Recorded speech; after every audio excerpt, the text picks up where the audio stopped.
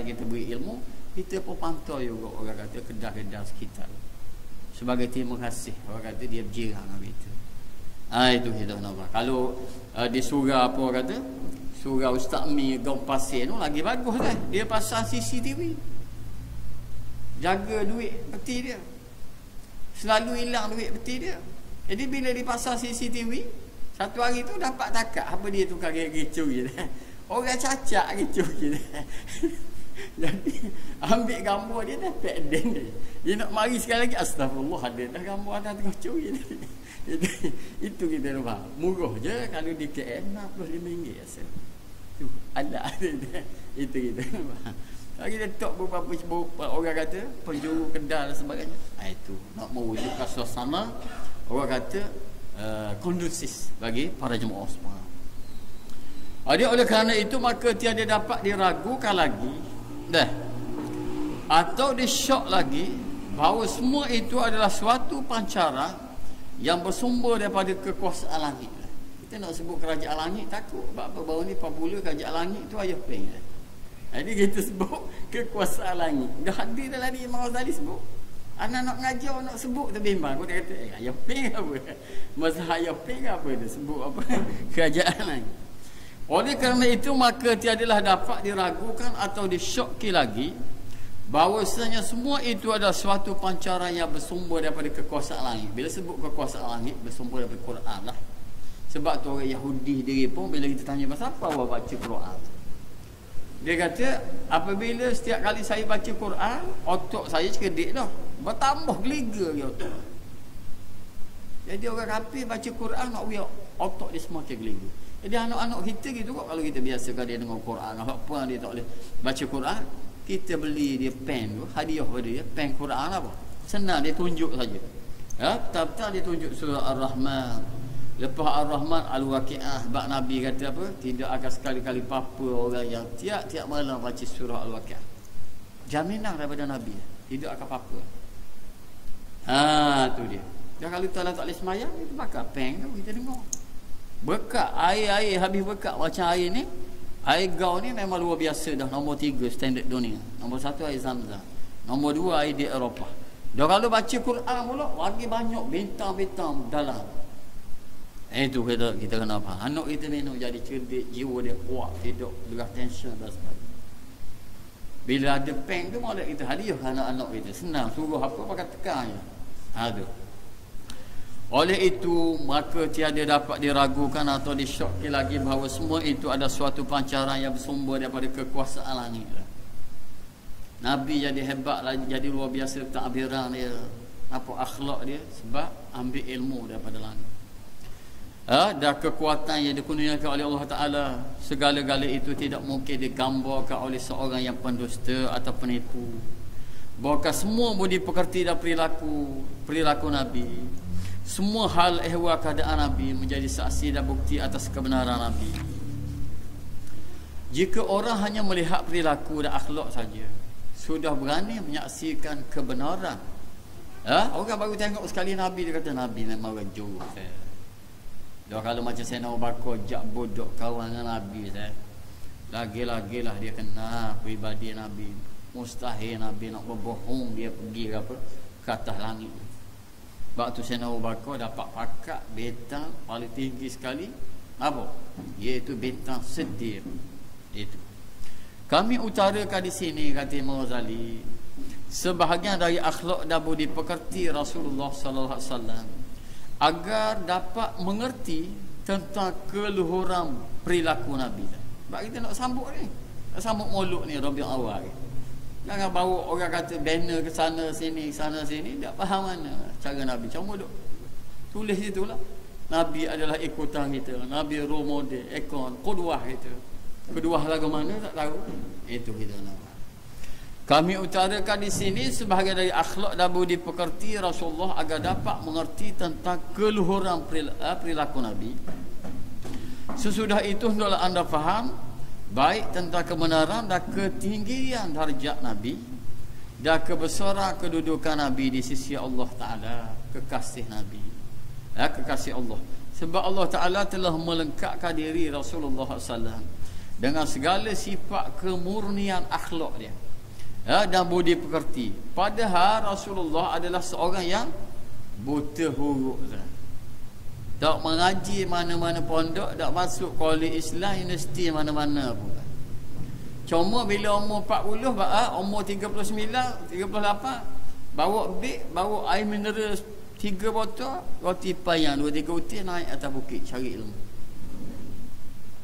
Sebab tu kita nak dapat ilmu ni, kita kena berusaha sikit. Macam Nabi Musa ni, bila Allah Ta'ala kata, Musa, tadi mau mengaku kamu adalah orang yang paling alim atas muka dunia. Tapi ada lagi orang yang aku beri ilmu kepada dia, ya ilmu saya tak beri kepada engkau Musa. Kamu alim ilmu syariat, dan hamba aku seorang lagi alim ilmu hakikat.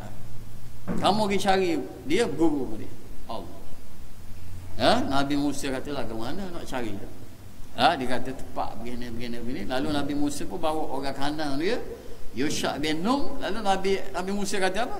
Saya akan berjalan untuk menuntut ilmu, walaupun lama dia selama lebih pada 80 tahun. Dalam surah Al-Kahfi dia sebut huquba, 80 tahun masa perjalanan, saya akan cari sampai jumpa Tok Guru. Itu kita apa?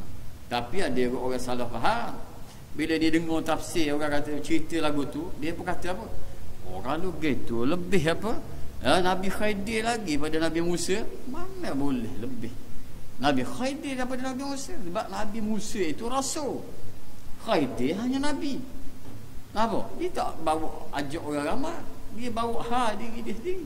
Dan Nabi Musa pula Nabi Ulul Azmi, dia beri kitab macam Nabi Muhammad, dia tak tahu tak.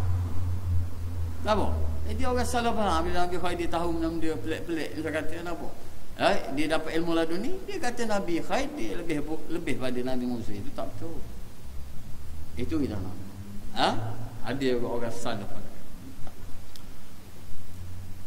Nabi tak pandai menulis, tidak pandai membaca, jadi mulia bagi Nabi. Supaya apa? Bila Nabi tak pandai menulis, tak pandai membaca, jadi orang tidak boleh nak tomoh tuduh Nabi baca kitab-kitab Parsi ke, kitab daripada orang kata pokok Kristian ke apa semua sekali. Lalu Nabi ajar kepada orang ramai. Jadi bila Nabi sendiri tak ada belajar daripada siapa-siapa, maka dia direct daripada malaikat Jibril alaihi salam. Tidak pandai menulis, tidak pernah mempelajari ilmu pengetahuan, tidak pernah membaca atau menatap buku-buku. Tapi bila Nabi rusing nak cari formula, nak selesai masalah masyarakat dia, Nabi galah beg, jalan kaki 2 jam setengah, duduk dalam gua Hira seminggu, berfikir cari formula tu. Habis bekal balik lah. Asyik baik isteri dia kaya. Kalau macam isteri kita marah lalu betul tak? Apa bagi 2 minggu apa? Tak kerja buat Allah. 2 minggu tu kalau kerja berapa kau dah.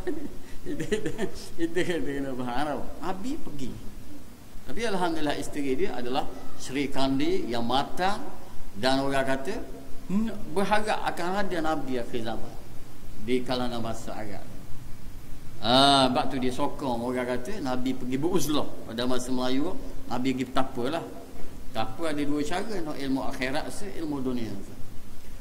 Akan tetapi Rasulullah dibesarkan di kalangan orang-orang yang tidak cerdik. Sini ditulis bodoh. Kalau kita sebut bodoh lagi orang kejut sangat. Kitab pula tak ada seorang ada kitab. Kalau ada kitab kita baca dia. Kalau saya tak boleh tengok ada kitab. Ni kitab tak ada suti. Itu jadi saya takut nak baca. Jadi kita kata kurang cerdik. Habis hidup di kalangan masyarakat Arab yang kurang cerdik lah. Makan tak basuh tangan, sebelum makan tak basuh tangan.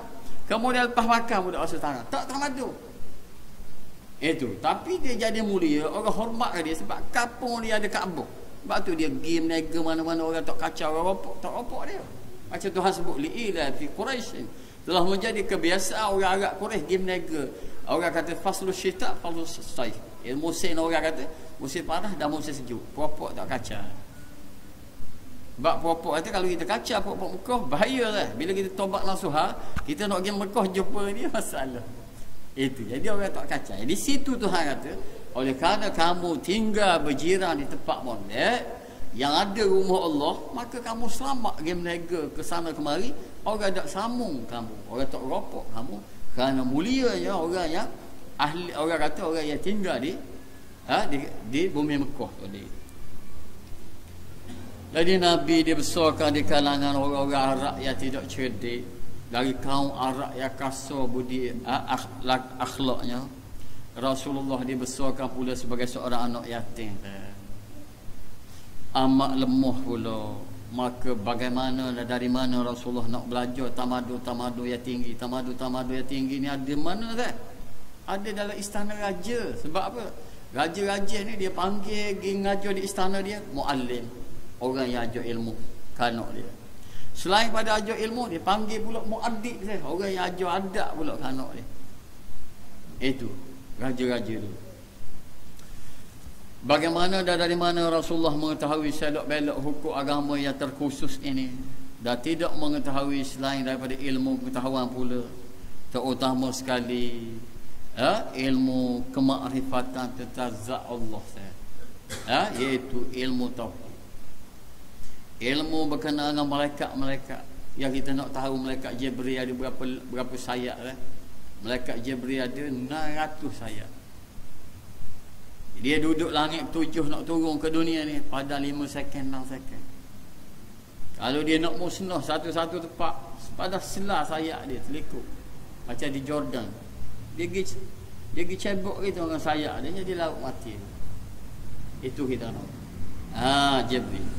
Tapi malaikat-malaikat lain ada yang 1 sayap, 2 sayap, 3 sayap, macam kita kot lah. Kalau orang baru-baru masuk jadi anggota keselamatan, ada 1 sayap, 3 sayap, 4 sayap, setakat itulah. 900 sayap dah ada. Itu kita kena faham. Jadi bagaimana kita mengetahui orang kata keadaan malaikat, kekuatan malaikat tu sendiri? Malaikat apa yang kita dapat tahu pada Quran dan diberitahu oleh Nabi sallallahu alaihi wasallam. Kitab-kitabnya dan seumpamanya dari perkhususan yang biasanya diberikan kepada seorang Nabi. Pendek kata Imam Ghazali. Dari mana Rasulullah sallallahu alaihi wasallam memperolehi semua ini? Kalaulah tidak menerusi wahyu yang diturunkan dari langit, hasil daripada Nabi pergi betapa setahun, 2 tahun, 3 tahun, bila umur 40, Tuhan pun hantar Jibril pergi peluk Nabi, suruh Nabi baca. Nabi kata ma'ana bi qari'in, saya tak erti baca. Sampai 3 kali kena peluk, barulah malaikat kata iqra bismi rabbikal ladzi khalaq, bacalah dengan nama Tuhan kamu yang menjadikan. Sebab tu kita nak jatuh anak sekolah pun nawaitu, niat kena jelas molek. Kerana kita ni hamba kepada Allah SWT. Fikirkanlah manusia mana yang dapat mencapai semua perkhususan menerusi kekuatan yang ada padanya. Andai kata tiada lain bukti ada pada Rasulullah SAW untuk membuktikan diri sebagai seorang Nabi dan Rasul, melainkan dengan perkara-perkara lahir tersebut tadi, sudah memadai dan cukuplah. Padahal telah jelas dan terang keterangan mengenai kemukjizatannya, apa-apa yang tidak boleh diragu dan ditolak lagi. Berikut kita cuba menyebutkan sedikit dari berbagai-bagai mukjizat yang banyak, mukjizat Nabi banyak, yang mana beritanya sudah tersebar dengan luas. Kita sebutkan di sini serengkah-rengkah yang boleh, kata Imam Ghazali. Kalau dalam kitab dia hak 6 jilid tu panjanglah ceritanya kalau kita nak baca dah. Tapi oleh kerana hak ni ringkasan dah, kita sebut sikit. Yang pertama, mukjizat pernah berlaku pada Nabi, telah tersiar berita Rasulullah SAW telah menjamu orang ramai kepada segolongan orang ramai dengan